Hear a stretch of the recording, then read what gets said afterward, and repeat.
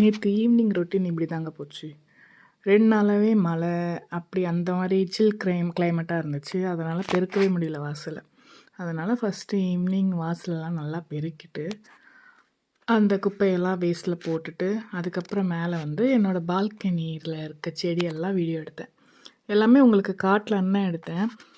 என்கிட்ட வந்து 2 மல்லி செடி இருக்குது. அதுக்கப்புறம் ஒரு முல்லை செடி இருக்குது. அப்புறம் அது கனகாம்பரம் இருக்குது. அப்புறம் புதினா வீட்டிலேயே நம்ம வாங்கினத தான் வச்சேன். அப்புறம் சின்ன சின்ன வெங்காயம் இருந்துச்சு, அதை போட்டேன், அதுவும் வளர்ந்துருக்கு. அப்புறம் நான் போடவே இல்லைங்க. எப்படி வந்துச்சுன்னே தெரியல இந்த தக்காளி செடி. அதில் ஒரு தக்காளி நான் எடுத்துட்டேன். இப்போ ஒரு தக்காளி வந்திருக்கு.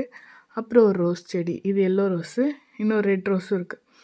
அப்புறம் செடிக்கெல்லாம் ஈவினிங் எல்லாமே தண்ணி ஊற்றிடலான்னு சொல்லிட்டு, ஏன்னா 2 நாளாக, இப்போ 2 நாளாக நேற்றும் இன்றைக்கும் தான் நல்லா வெயில். அதனால் நல்லா எல்லாத்துக்கும் தண்ணி கொடுத்தாச்சு. எல்லாத்துக்கும் என் பால்கனி கார்டன் பற்றி உங்களுக்கு தெரிஞ்சுக்கணுன்னா கமெண்ட் பண்ணுங்கள். நான் அது ஒரு வீடியோவாகவே அப்லோட் பண்ணுறேன். கொஞ்சம் வேலையெல்லாம் பார்த்தேன். அப்புறம் கொஞ்சம் ஃப்ரெஷ் ஆகிட்டு, கொஞ்சம் நேரம் டிவி பார்த்துட்டு ரெஸ்ட் எடுத்துகிட்டு, அப்புறம் டின்னருக்கு சப்பாத்தியும் கிரேவியும் பண்ணலான்னு அதை ரெடி பண்ண ஆரம்பிச்சிட்டேன்.